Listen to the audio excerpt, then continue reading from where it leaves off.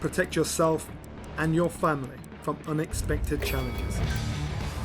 Consider accident-only income protection. Click the link in the description to find out more. Hey, Greg, you wish for a little more action? I do wish for more action, Mike. As you wish, Greg.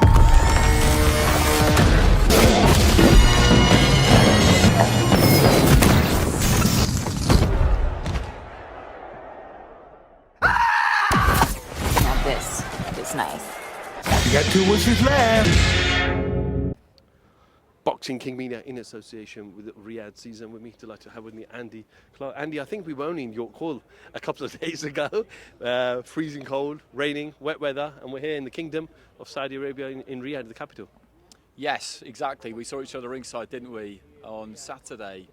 It seems like a long time ago now, but it's great to be here.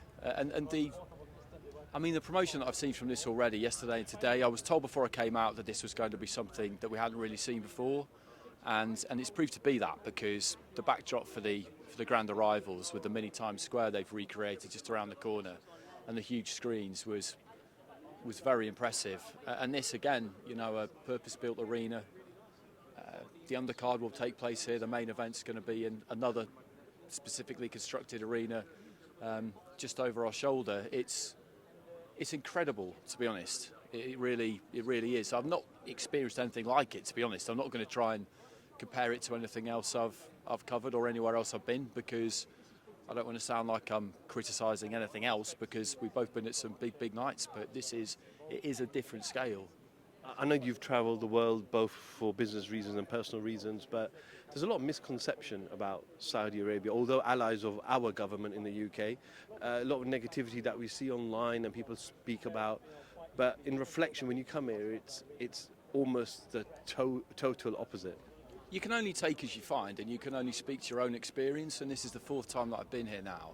And every time I've been here, I've had a very good time. I've been well looked after.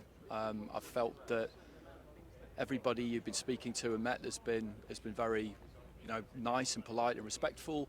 And the vibe that gives is that that's what you need to give in return. And I like that. I like that kind of contract, if you like. As I say, you can only speak to your own experience, and my experiences of coming here have been positive. We saw Francis Ngannou on the pads. You're a very learned man in the sport of boxing. We've seen videos already of him on the pads, quite unorthodox. A lot of professional fighters are probably distasteful at the way he kind of throws combinations, although we got to respect he comes from a different art. Is this a complete shutout win for Tyson Fury?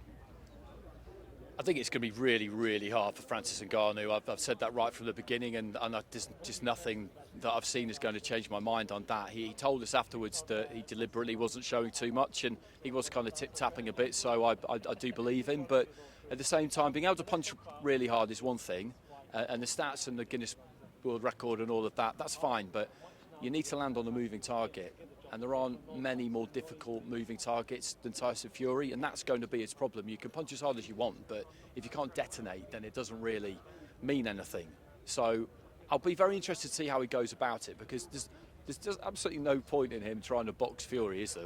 That would be just a total waste of time. So he's got to try and do something different, something unorthodox, something Fury hasn't really seen before, and try and throw him off. And Fury, for his part, I think will have a look at him for a round or two, maybe, because of that.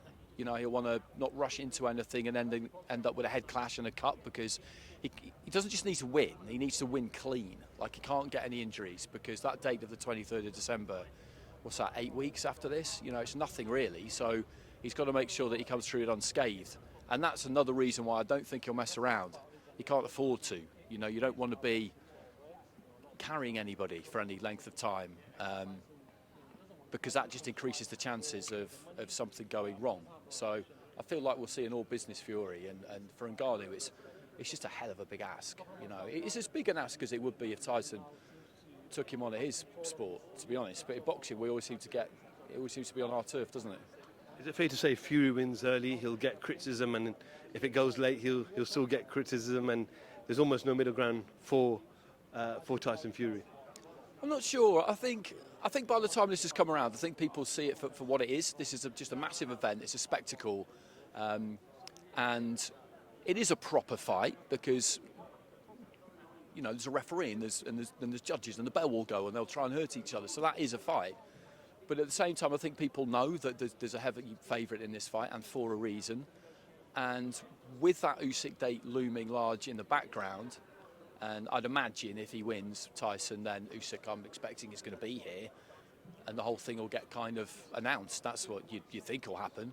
And I think once that has happened, people won't dwell too long on this because they'll know what's coming down the line, and it just won't really matter. I think a lot of the reaction to it when it initially got announced, this kind of cross-code match, was a lot of it was due to the fact that we didn't know at that point that it was going to be a two-fight thing and that they were going to do this first and then do the fight for Undisputed.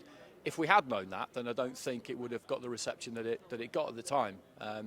But we know that now, so I think it just changes. I think it changes this into being what it is, which is an event.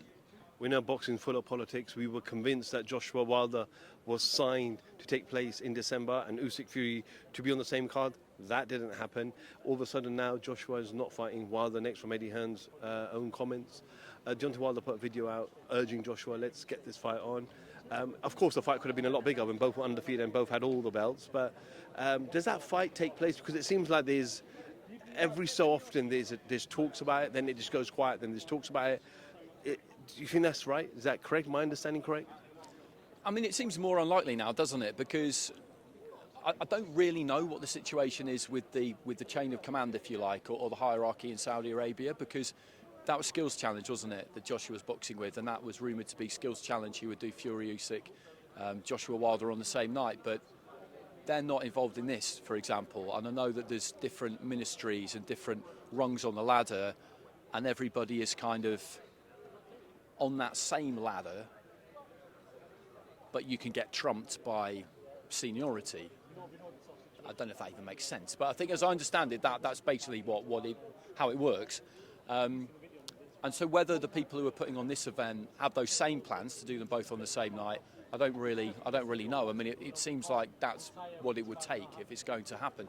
I personally don't see any reason why you would need to put them both on the same night. It seems to me to be a bit of a waste almost. But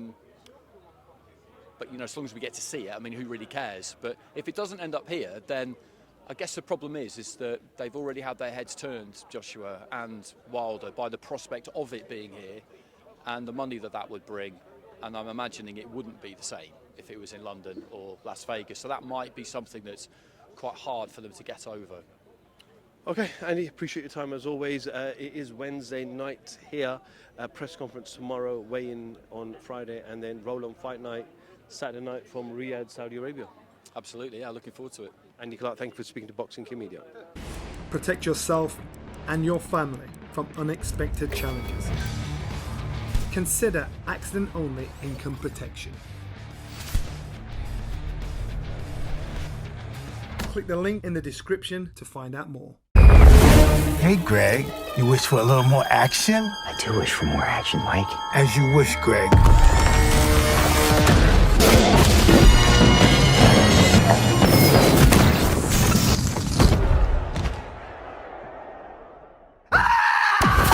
Now this is nice. You got 2 wishes left.